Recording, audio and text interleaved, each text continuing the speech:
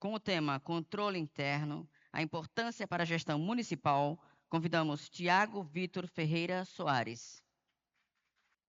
Olá, pessoal. Boa tarde.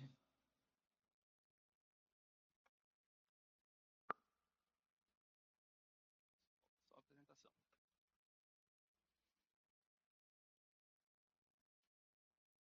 Bom, enquanto não começa aqui a apresentação, vou fazer uma breve apresentação sobre mim. Eu sou Tiago Vitor Ferreira Soares, sou da casa, sou do Tribunal de Contas, né? Sou assessor de conselheiro lá, da conselheira Maria Cleide. Sou também pesquisador, sou docente, hoje sou professor da Universidade Federal de Alagoas. E na carreira de pesquisador, né, fiz mestrado e doutorado na área de contabilidade. E durante o meu mestrado, eu aprofundei um pouquinho sobre controle interno, né? Sempre na área do setor público. No mestrado, focando em controle interno. E hoje fiquei com a atividade de falar um pouquinho para vocês sobre a importância de controle interno na gestão pública, né? E aqui eu sempre gosto de dizer as importâncias, porque, em geral, quando se fala de controle interno, a gente foca muito no aspecto normativo e esquece um pouco da real importância ali do controle interno, né? Fica muito focado no aspecto burocrático, pouco no aspecto de relevância para a gestão municipal, e eu coloco as importâncias porque divido essa palestra em duas partes, né? Então, eu sempre começo a palestra com essas três imagenzinhas, com a retórica do que é controle. Quando a gente pensa em controle, se eu fosse perguntar a vocês aqui, a gente ia gastar um tempo e a gente ia chegar numa resposta parecida, né? Administrar, saber das coisas que estão ao nosso redor. Se a gente faz uma analogia com o nosso dia a dia, a gente pensa nas nossas atividades e ter um certo controle, de fato, do que a gente faz. Finanças, agenda e tudo mais, né? E essas três imagens, vou fazer uma relação com o controle na administração pública, mas falo um pouco do trajeto de vocês até aqui. Eu sei que tem pessoas que são de Maragogi, mas outras que não são aqui do município, precisaram executar, né, precisaram planejar o seu caminho até aqui, até a cidade, precisaram executar, né, vieram aqui, vieram para cá para assistir a palestra e precisaram fazer ali, né, executar e seguindo o melhor caminho, de mais rápido e da melhor forma possível para chegar aqui em segurança e assistir a palestra. E aí, quando a gente pensa no controle de uma forma mais ampla na administração pública, tem uma relação muito forte também com essas três imagens. Planejar, né, de planejar as políticas públicas, de executar, ou seja, fazer aquelas políticas acontecerem, e o resultado seria a entrega à população da melhor forma possível.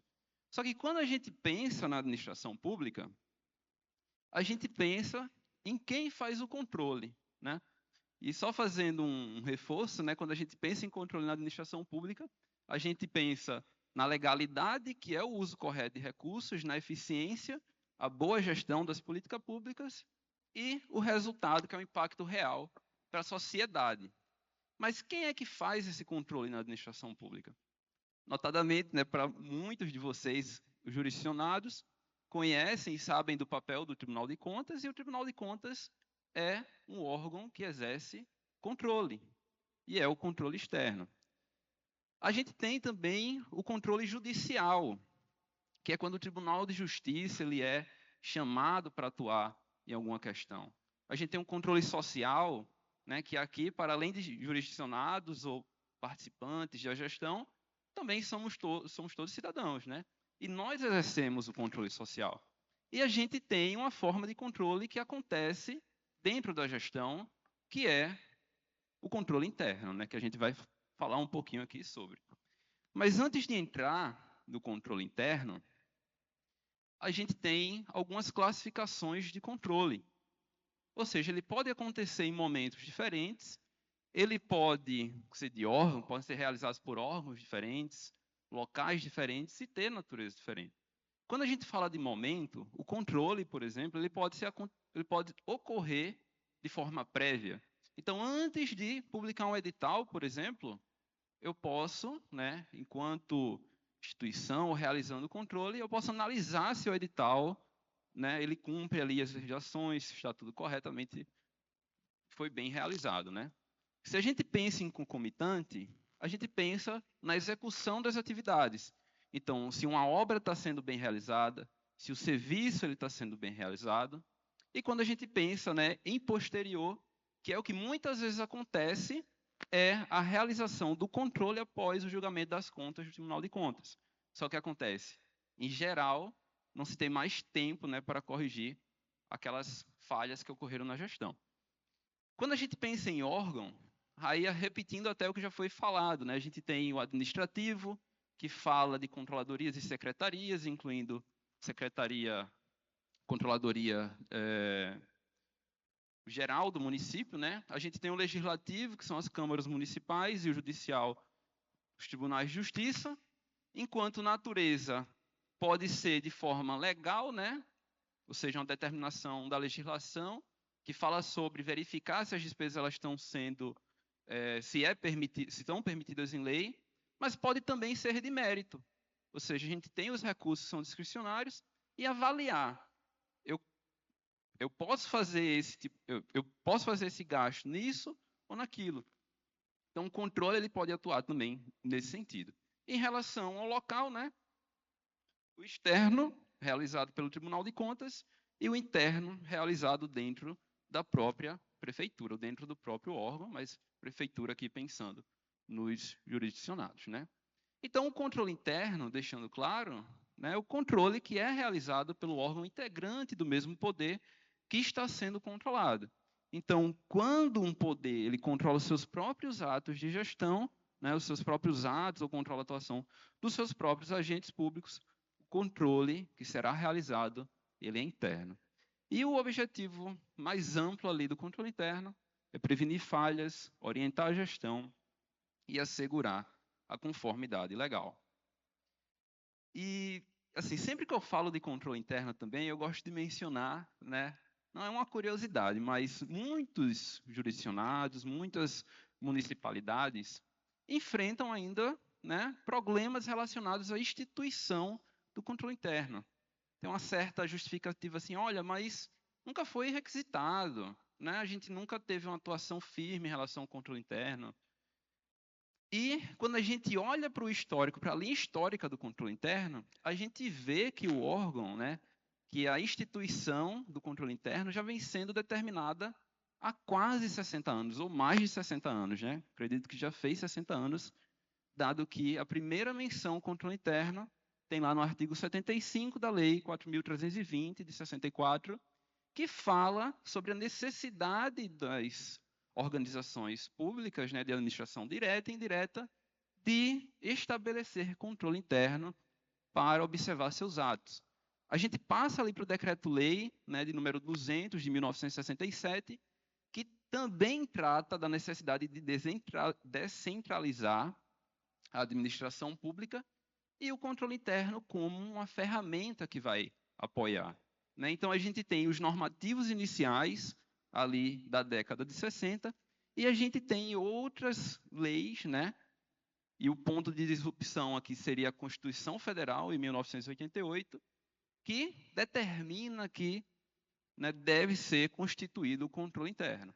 Então, a gente tem lá os artigos 31, que falam do funcionamento do controle interno nos municípios, a gente tem os artigos 70, 74, ou seja, a partir da Constituição, há quase 40 anos, os órgãos eles estão determinados a estabelecer, né, o controle interno.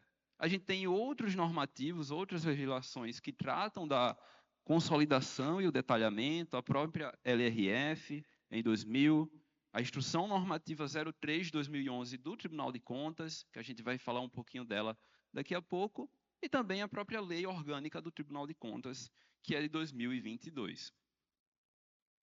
Existem algumas distinções que também é interessante mencionar, né? Pode ser que para algum de vocês fique assim, poxa, Tiago, você está falando de controle interno, mas eu estava essa semana passada no município, E eu escutei falar alguma coisa de auditoria interna. E o que é que seria, né, o controle interno? Qual é a diferença para a auditoria interna? O controle interno fala mais das atividades e procedimentos de controle, né, que têm o objetivo de diminuir os riscos, alcançar os objetivos da organização, presentes em todos os níveis e em todas as funções. O controle interno ele vai acontecer ali, né, nas secretarias, a gente tem um órgão, né, tem um ecossistema relacionado ao controle interno, que é o sistema de controle interno, mas existe uma segregação, controle interno acontecendo, né, nas unidades executoras. A auditoria interna está mais relacionada à atividade de avaliar, né, faz um exame e avaliação da adequação, eficiência e eficácia do sistema de controle interno. Então, enquanto um está relacionado ali, né, o controle de fato acontecendo nas unidades executoras, a auditoria está mais no sentido de verificar se as atividades estão sendo inteiramente realizadas. A gente tem um ecossistema que é um pouco mais amplo, que é o sistema de controle interno, que trata, né, um conjunto de normas, princípios, métodos e procedimentos que, coordenados entre si, eles buscam realizar a avaliação da gestão pública, dos programas de governo e comprovar, né, legalidade, eficiência, eficácia, economicidade da gestão orçamentária, financeira, patrimonial e operacional dos órgãos e entidades, né? Então, o que a gente tem são duas atividades distintas e tem um ecossistema que vai tratar ali, né, de normas, princípios relacionados a essas atividades. A gente consegue, desculpem, na verdade, mas tem um esquema organizacional que eu vou mostrar daqui a pouquinho, que destrincha, né, a prefeitura e esse ecossistema do sistema de controle interno presente, né? Mas antes de mostrar esse esquema organizacional, gostaria de dar foco em alguns artigos, né? Duas legislações especificamente. A Constituição Federal, que determina a constituição do controle interno, né? E daqui a pouquinho também falo da Instrução Normativa 03 de 2011, estabelecida pelo Tribunal de Contas. Quando a gente fala, né, da Constituição Federal, a gente tem no artigo 70 o seguinte, que a fiscalização contábil, financeira, orçamentária, operacional e patrimonial da União e das entidades de administração direta e indireta, quanto à legalidade, legitimidade, economicidade, dentre outras, né, será exercida pelo Congresso Nacional, mediante controle externo, e pelo sistema de controle interno de cada poder. Apesar de fazer menção aqui à União, né, a gente tem a menção aqui à administração direta e indireta, o que a gente pode extrair do artigo 70 é o seguinte, que assim como está o órgão de controle externo para realizar a fiscalização, fiscalizar a boa gestão pública, também está o controle interno. Então, a gente consegue observar que não existe uma distinção entre esses dois níveis de controle. Ou seja, isso ressalta e revela a importância desse sistema de controle interno nas organizações. Já em relação ao artigo 74 da Constituição Federal, ele fala sobre as finalidades do sistema de controle interno dos poderes legislativo, executivo e judiciário. Então, o sistema de controle interno, ele deve avaliar o cumprimento das metas previstas nos instrumentos de planejamento e gestão, no caso aqui o plano plurianual, a execução dos programas de governo e dos orçamentos da União, né, aqui tratando de União, comprovar a legalidade e avaliar os resultados quanto à eficácia e eficiência da gestão orçamentária, financeira e patrimonial nos órgãos e entidades de administração federal, bem como a aplicação de recursos públicos por entidades de direito privado, exercer o controle das operações de crédito, avais e garantias, bem como dos direitos e haveres da União, e, por fim, apoiar o controle externo no exercício da sua missão constitucional. Então, o que a gente viu anteriormente é que estão, né, equilibradas ali as duas organizações que exercem esse tipo de controle. Mas o controle interno, por estar dentro da organização, né, tem uma função adicional que é apoiar a atividade de fiscalização do controle externo. Aqui, embora tratando da União, né, também se aplica aos municípios e outras unidades das unidades federativas. Já em relação à Instrução Normativa 03 de 2011, ela foi estabelecida pelo Tribunal de Contas com a seguinte função, que determina, né, dispõe sobre a criação, a implantação, a manutenção e a coordenação de sistemas de controle interno dos poderes municipais e da outras providências. Ou seja, a Constituição ela determinou, né, que os municípios, os poderes, eles devem constituir sistema de controle interno. Em 2011, para contribuir, né, com a gestão municipal, o Tribunal de Contas ele elaborou, né, foi realizada essa instrução normativa para orientar as municipalidades quanto, né, essa questão da implantação, das atividades, do resultado final, que é o parecer de controle interno, e outras questões pertinentes.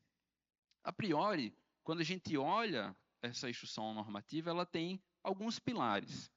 A princípio, né, como base, a gente tem os pontos de controle, que são as atividades que vão ser observadas, as ações, né, questões específicas que o controle interno tem que observar. A gente tem esses pontos de controle sendo tratados e observados, né, sendo executados pelas unidades executoras. Então, nós temos as secretarias, por sua vez, executando essas atividades de controle interno. A gente tem um órgão central do sistema de controle interno, que vai verificar se essas ações de controle interno estão acontecendo, porque é até difícil a gente imaginar o seguinte, que um órgão de controle interno, com às vezes uma única pessoa, vai ser capaz de olhar todos os atos e fatos que acontecem na gestão. Então, cabe também às unidades executoras de realizarem procedimentos de controle interno.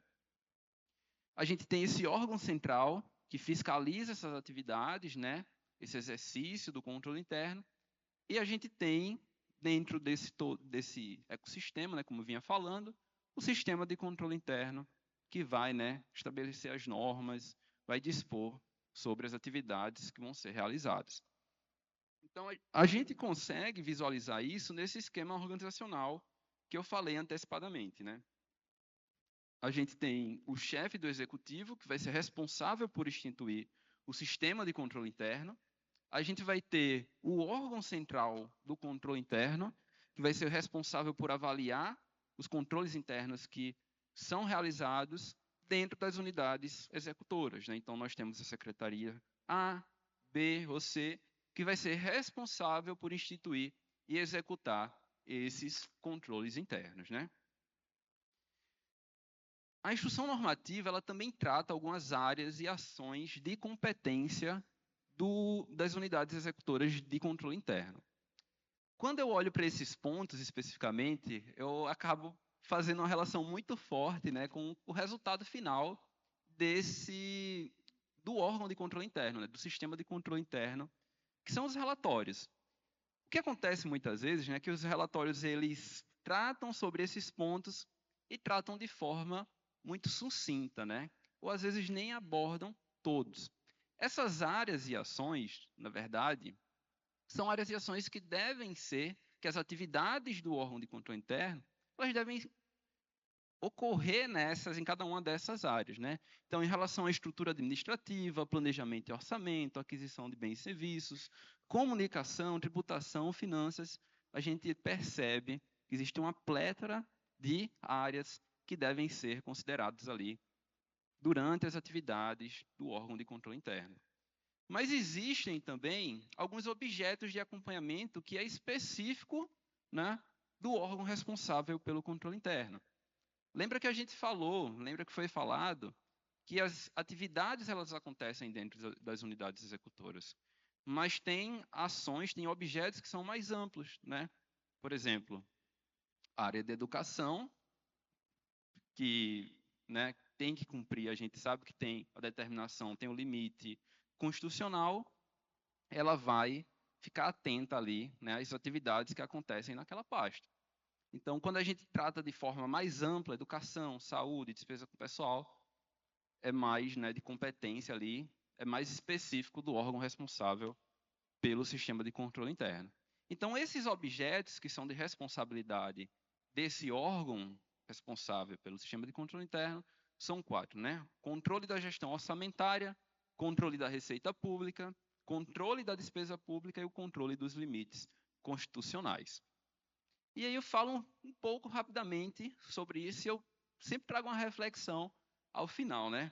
A gente tem que, em relação ao controle da gestão orçamentária, que é verificar os instrumentos de planejamento, se eles possuem previsões superestimadas ou subestimadas em desacordo com a realidade real, né? Com a realidade local, perdão. Verificar se os projetos de leis e instrumentos de planejamento eles foram amplamente divulgados. Verificar se a abertura de créditos adicionais possui prévia autorização. Quando a gente fala de receita, questão de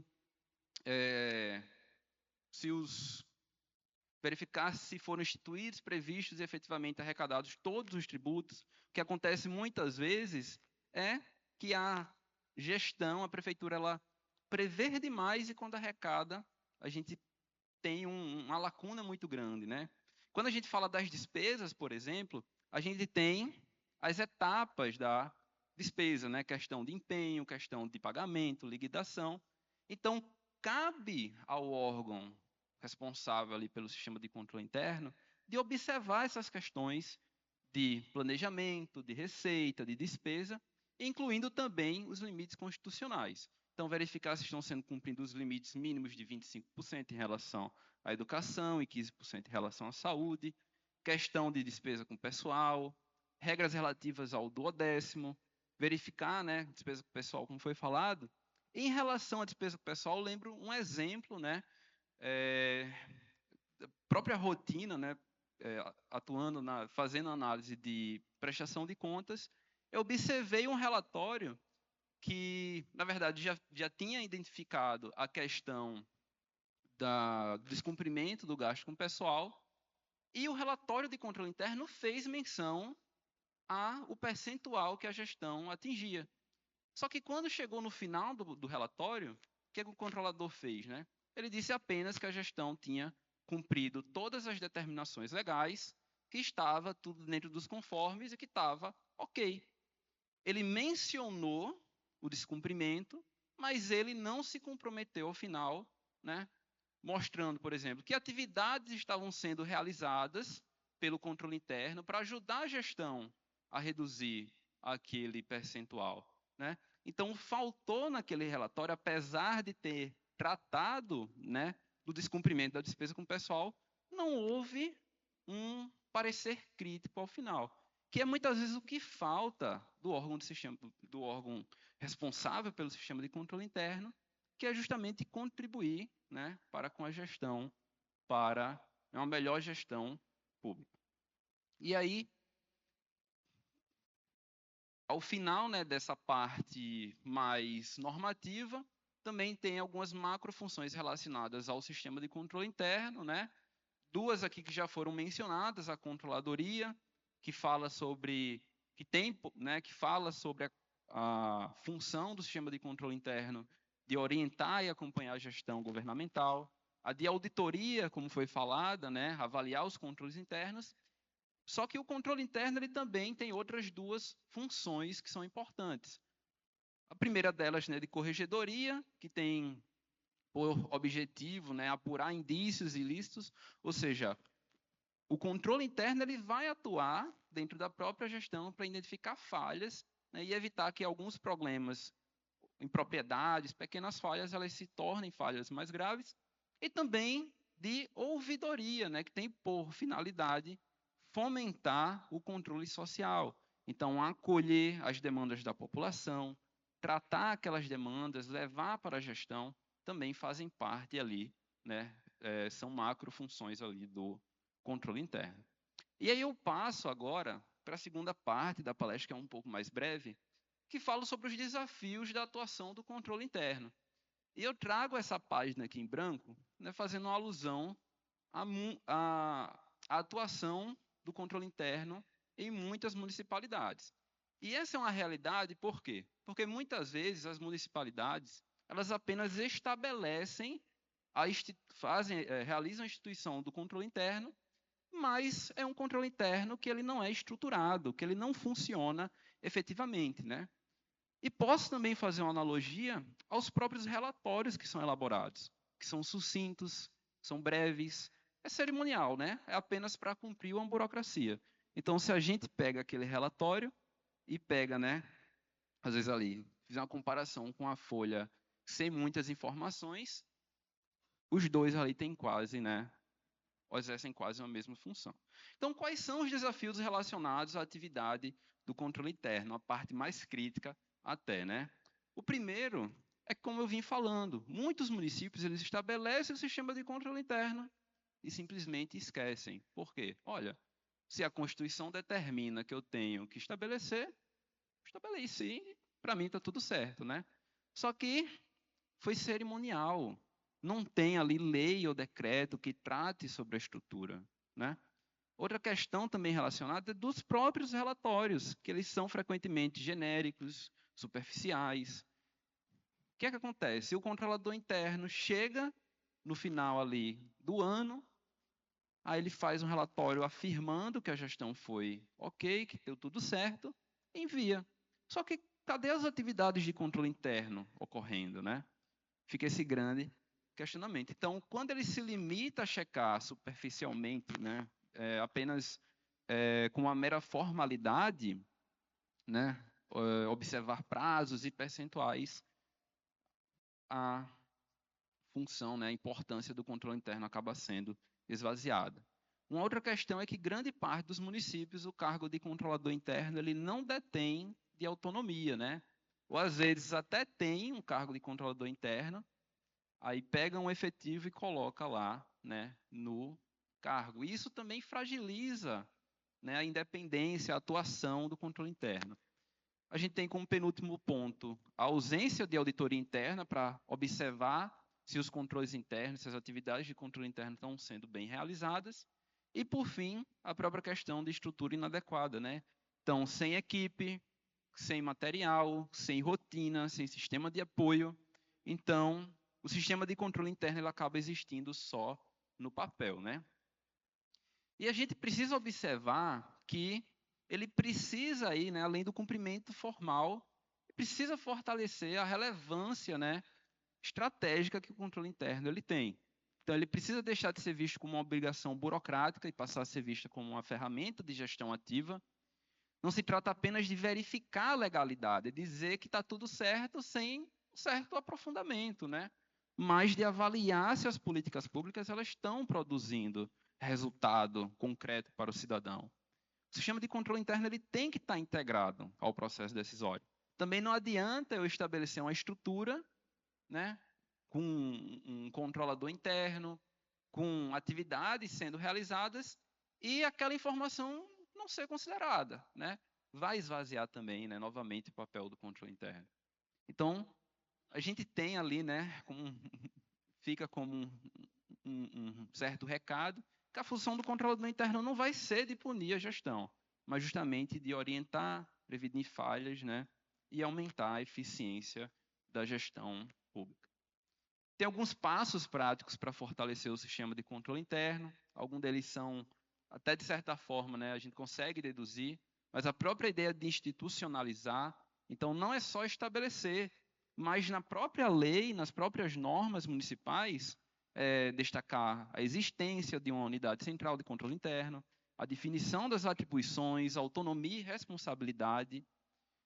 A segunda etapa seria profissionalizar, então, não só nomear o controlador interno concursado estável, né, mas evitar que ele seja ocupado apenas por um cargo de confiança política, né? Questão da capacitação. Depois de estabelecer, de ter um controlador interno, ele precisa também ter formação contínua. Então, a gente tem boas práticas de outros municípios, as próprias experiências aqui que são trazidas pelo Tribunal de Contas, os cursos que são realizados, tem fóruns nacionais.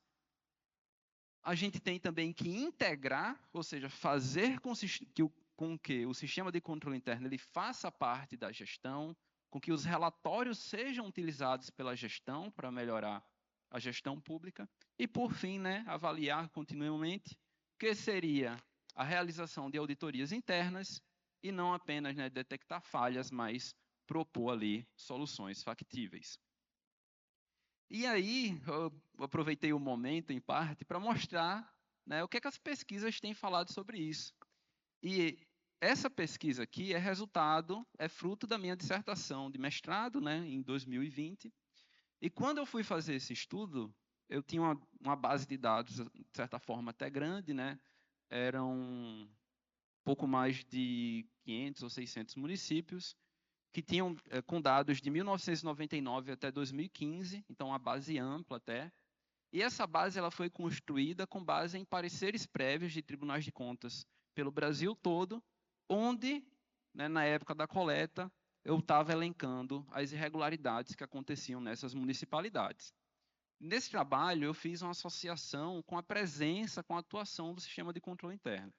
E aí foi dado uma certa atenção, né, na época, na gestão da saúde pública. Só que por se tratar, né, ter um objeto mais amplo, foram irregularidades de forma ampla no início, esses achados eles são genéricos para outras áreas, outras pastas em municípios no Brasil inteiro. Então tinha desde capital, São Paulo, Rio de Janeiro, Belo Horizonte, mas tínhamos também nossa capital alagoana, Maceió, capital de Pernambuco, tínhamos Aracaju também e por aí vai. Então, o que é que essas pesquisas, mas não só minha, o que é que as pesquisas elas mostram sobre o controle interno? Primeiro, né, e essa talvez seja um tanto quanto óbvia, mas que apenas a existência de controle interno não garante que vai ter menos irregularidades. Ou seja, se ele existe ali só de forma cerimonial, ele não realiza nenhuma atividade, é evidente que não vai ter nenhuma modificação ali, né, num cenário de falhas que vem acontecendo. Mesmo os municípios com sistemas de controle internos recém-implantados, também não garantia ali uma certa redução nas irregularidades que aconteciam na gestão pública. Mas deixa um recado, que à medida que vai passando o tempo, né, que o sistema de controle interno ele vai amadurecendo, a gente percebe uma queda no número de irregularidades na gestão pública. E o que é que a gente pode tirar disso? Ora, se com o passar do tempo a gestão vai dando mais atenção ao sistema de controle interno, por que não implantar, né, por que não profissionalizar, por que não estabelecer uma estrutura para permitir uma atuação do controle interno mais efetiva? A questão da auditoria interna, né? À medida que as auditorias internas aconteciam, a probabilidade também de ter falhas, de ter irregularidades eram menores. E, por fim, a presença, né? A gente sabe que é um cenário, né, na maioria das municipalidades, contam com o apoio de um sistema contábil terceirizado ou com escritórios, e não é um convite, né, a dizer assim, não, vamos todo mundo agora colocar um sistema próprio no município, mas é de aproximar-se, né, desses sistemas, dos escritórios, né, porque a presença de sistemas contábeis terceirizados reduz um pouco a autonomia técnica no município, afasta um pouco e também é propenso a falhas e irregularidades. Então, os fatores que fortalecem, né, a gente já falou de auditoria, consequentemente, a gente acaba falando do sistema contábil, mas a gente tem aqui, né, principalmente, que servidores efetivos nos cargos, eles contribuem para uma maior estabilidade e independência. A qualidade do sistema de controle interno depende de fatores institucionais. A gente retorna aqui, falo várias vezes, de estruturar, de fazer com que de fato funcione. E que a atuação do sistema de controle interno tem potencial de elevar a eficiência e a economicidade, né? Mas só quando ele está ali na rotina da gestão. Então, né, finalizar aqui a palestra, a gente já sabe, fica o recado, né, que o sistema de controle interno já é uma exigência legal, isso é claro, há quase 60 anos vem sendo tratado sobre isso.